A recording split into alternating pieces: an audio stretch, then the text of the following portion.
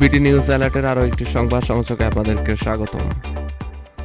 সংসদ ভবন এলাকায় আওয়ামী লীগের মিছিল, ছাত্রলীগ নেতা আটক। কার্যক্রম নিষিদ্ধ। আওয়ামী লীগের নেতা কর্মীরা একদিনের ব্যবধানে আবারও মিছিল বের করেছেন রাজধানীর সংসদ ভবন এলাকায়।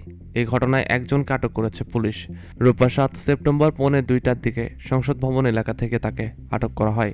আটক ওই ব্যক্তির নাম সিরাজুল ইসলাম। তিনি নিষিদ্ধ ছাত্রলীগের সাবেক নেতা বলে জানিয়েছেন পুলিশ। মিছিলটি বিজয় সরণি মেট্রো রেল স্টেশনের নিচ থেকে সংসদ ভবন রাস্তা ধরে খামারবাড়ি গিয়ে শেষ হয় বলে জানা গেছে। আওয়ামী লীগের মিছিলের বিষয়ে জানতে চাইলে তেজগাঁও থানার ওসি মোবারক হোসেন বলেন, দুপুর পৌনে 2টার দিকে আওয়ামী লীগের একদল নেতাকর্মী বিজয় সরণি মেট্রো রেল স্টেশনের পাশ থেকে মিছিল বের করে খামারবাড়ির দিকে চলে যায়।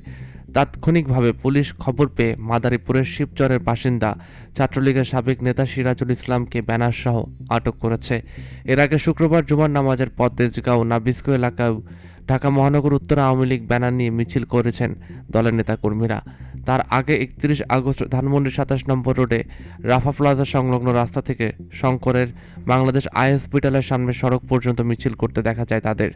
সপ্তাহখানেক আগেও গুলিস্তানের বাইতুল মোকাররম মসজিদের দক্ষিণ গেটে আওয়ামী লীগের কয়েকশো নেতাকর্মীকে বিক্ষোভ করতে দেখা যায়।